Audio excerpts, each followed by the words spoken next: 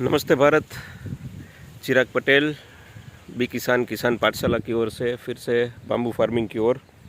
आज मानसर गांव के अंदर में देवा बापा ने लगाया हुआ है बांस, उसको देखने के लिए आए हुए थे।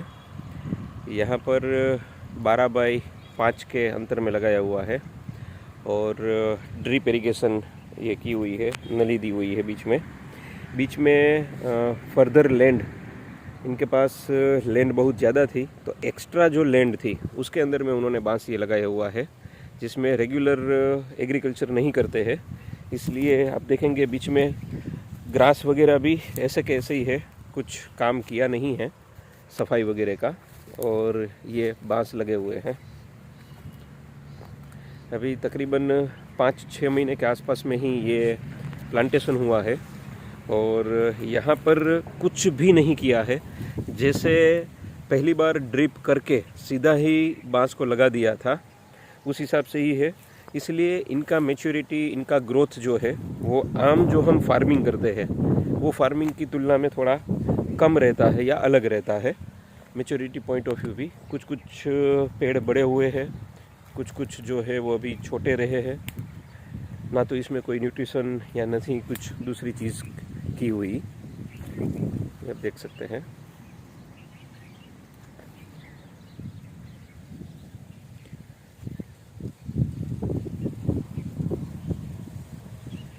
तो ऐसे ही आप लोग भी, हम ये अलग अलग जगह पर विज़िट करके आपको बांस लगाने के लिए प्रेरित इसलिए कर रहे हैं कि आपके पास भी क्या ऐसी कोई लैंड है जहाँ बेरर ही पड़ी हुई है, जहाँ पानी की व्यवस्था है और आप 2 एकड़ 1 एकड़ के अंदर में वहाँ पे बांस लगा सकते हो।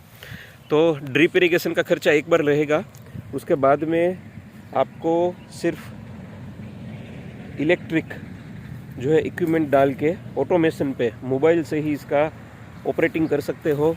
आप व्यवसाय कर रहे हो, बिजनेस कर रहे हो, या आप कोई सर्विस क्लास से हो, लेकिन आपके पास पुश्तैनी ज़मीन पड़ी हुई हो जिसका अभी यूटिलाइजेशन कुछ नहीं है, तो उस जगह पे आप अपनी एफडी के तौर पे कुछ छोटा इन्वेस्टमेंट करके भविष्य के अंदर में 4 साल के बाद उसमें से इनकम भी जनरेट कर सकते हो और 4 साल तक उस एरिया के इकोलॉजी को थोड़ा सा चेंज करने में मदद कर सकते हो। चाहे वो पशु पक्षी के लिए हो, चाहे वो सॉइल के लिए हो, चाहे वहाँ पे जो प्रदूषण हो रहा है उसमें से कितना कार्बन आप कम कर सकते हो उसके लिए हो। और सैटरडे संडे आप भी वहाँ पर जा सकते हो और भरपूर मात्रा के अंदर में ऑक्सीजन ले सकते हो। घूम फिर कर बात वहीं पे आती है कि क्या इसमें से पैसा मिलेगा।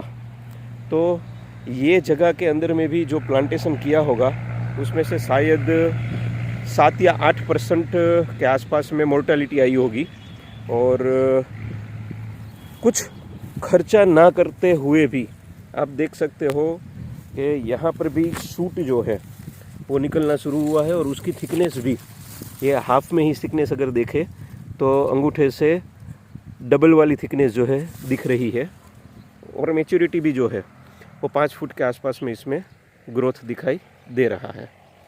तो आइए आपकी ज़मीन में भी जहाँ पे आप थोड़ा सा इन्वेस्टमेंट करके हरियाली को हरा भरा कर सकते हो, तो मिल के हम उस एरिया को डेवलप करते हैं। कोई भी गाइडलाइन की ज़रूरत है तो बी किसान में कभी भी कॉल करिए। बांस लगाते हैं और बांस से ग्रीनरी को फिर से वापस लाते हैं। Thank you very much.